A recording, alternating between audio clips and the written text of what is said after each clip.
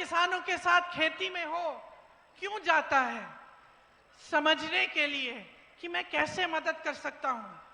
सरकार कौन सी स्कीम ला सकती है जब हमारी सरकार होगी जिससे आपका उत्थान हो सके। उसको असली देशभक्त कहते हैं, जो इस देश के लिए मरने के लिए तैयार हो। असली देशभक्त सुनिए, असली देशभक्त चोरी से सत्ता में नहीं आते। असली देशभक्त आपको झूठे वादे नहीं बोलते। असली देशभक्त सिर्फ वोटों के लिए जनता से संपर्क नहीं रखते, लगातार जनता से संपर्क रखते हैं। तो नियत समझिए, राहुल जी सामाजिक न्याय के लिए लड़ रहे हैं। जो अति पिछड़ा वर्ग है उसके लिए लड़ रहे हैं, पिछड़े वर्ग के लिए लड़ रहे हैं, दलितों के लिए लड़ रहे हैं, महिलाओं के लिए लड़ रहे हैं। क्यों लड़ रहे हैं? क्योंकि वो समझते हैं कि जितने भी बलिदान दिए गए, चाहे महात्मा गांधी जी का हो, चाहे हमारे परिवार के पूर्वजों के हो, चाहे आपके पूर्वजों के हो, वो सब इसीलिए ही दिए गए थे, इस न्याय के लिए कि सबको न्याय मिलना चाहिए। इसीलिए जो कांग्रेस पार्टी आपके लिए इस चुनाव में काम करना चाहती है, चुनाव के बाद अगर सरकार में आती है, उनको समझना बहुत जरूरी है। बड़ी बड़ी बातें करना आसान है भाई और बहनों, लेकिन असली काम करना आसान नहीं है। और कांग्रेस पार्टी ने आपको ये काम करके दिखाया है। आपको मालूम है कितने बांध, कितने पुल बने थे यहाँ कांग्रेस के जमाने में। और पिछले 3 सालों में आप बता सकते हैं कि बिहार में कितने पुल ढह गए?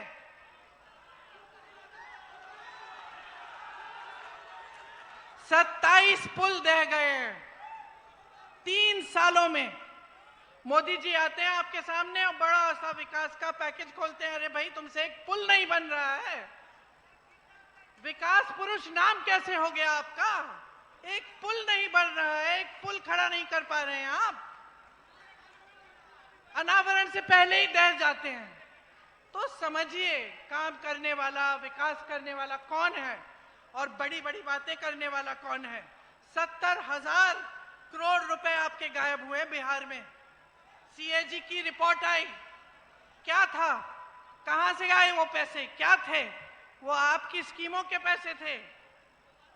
दलितों, पिछड़ों, अति पिछड़ों शिक्षा के लिए स्वास्थ्य, शिक्षा की स्कीमें थी जो उन 70,000 करोड़ रुपए से की जानी थी। वो पैसे आप तक पहुंचे ही नहीं। 10 सालों में इन्होंने कुछ नहीं किया है, सिर्फ खोखली बातें की हैं। और आज आप इस परिस्थिति में हैं कि आपको यहाँ रोजगार नहीं मिलता, आपकी शिक्षा के संस्थान नहीं है, आपके लिए मौके नहीं हैं। यहाँ की महिलाएं दिन रात काम कर रही हैं, लेकिन फिर भी कमा नहीं पा रही हैं। कांग्रेस ने खाद्य सुरक्षा का कानून कांग्रेस लाई,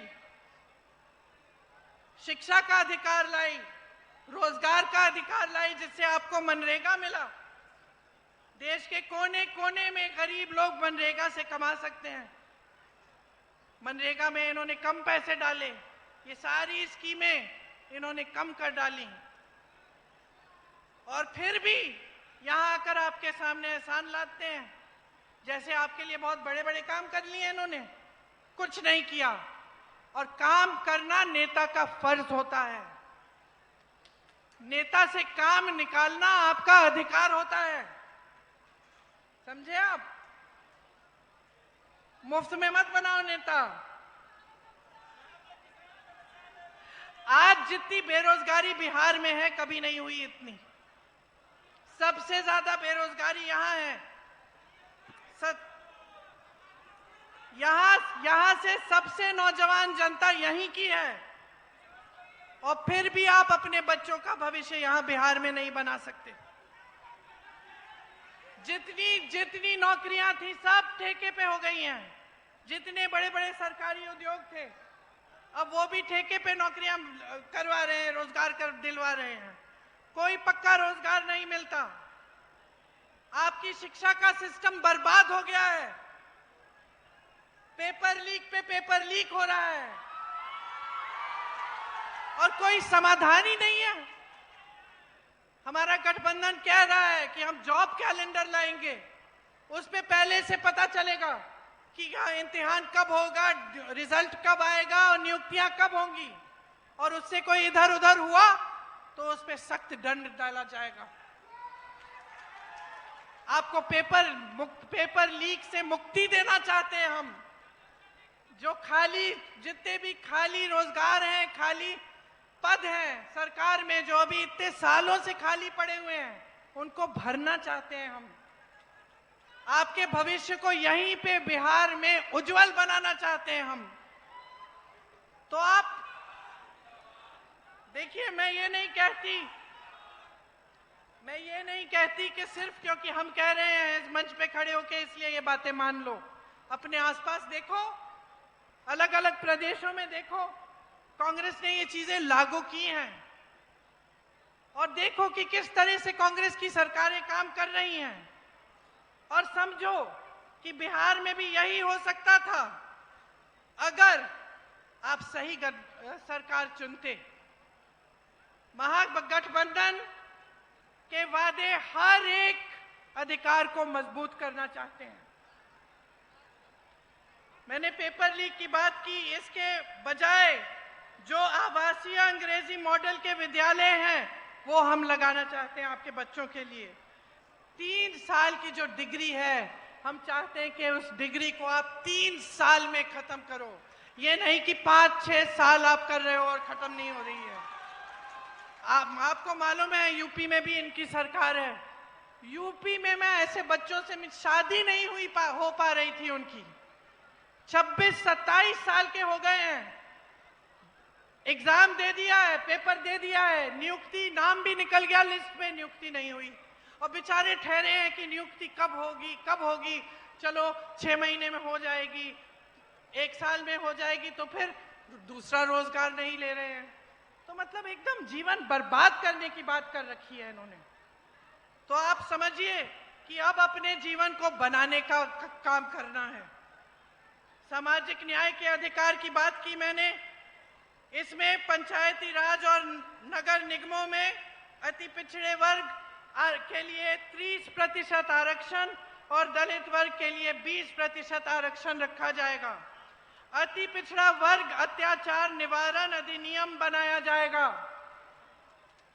जिससे कोई आप पर अत्याचार करे उस पर सख्त दंड लगेगी।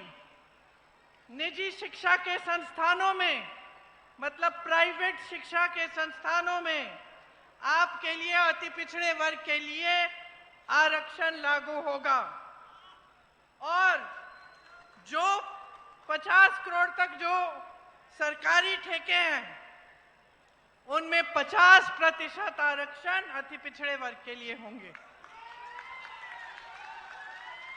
अब देखिए, मैंने बहुत बातें कर ली, लेकिन बात की निचोड़ ये है कि आप अपनी परिस्थितियों को समझो और सोच समझ के अपना वोट डालो।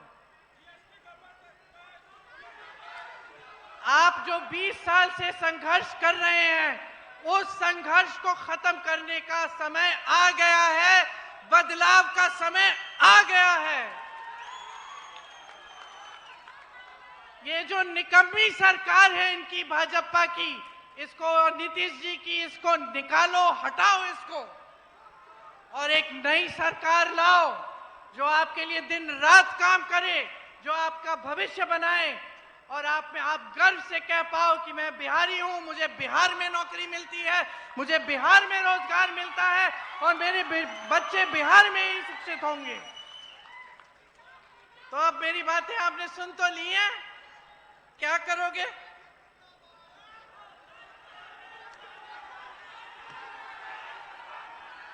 किसको जिताओगे? गठबंधन को जिताओगे? हमारे गठबंधन को जिताओगे? इसमें आपकी ही जीत होगी, आपका ही भविष्य बनेगा। आप सबको बहुत बहुत धन्यवाद। आपने इतनी गर्मी में इतने समय से इंतजार किया, मैं आपकी बहुत बहुत आभारी हूं। जय हिंद।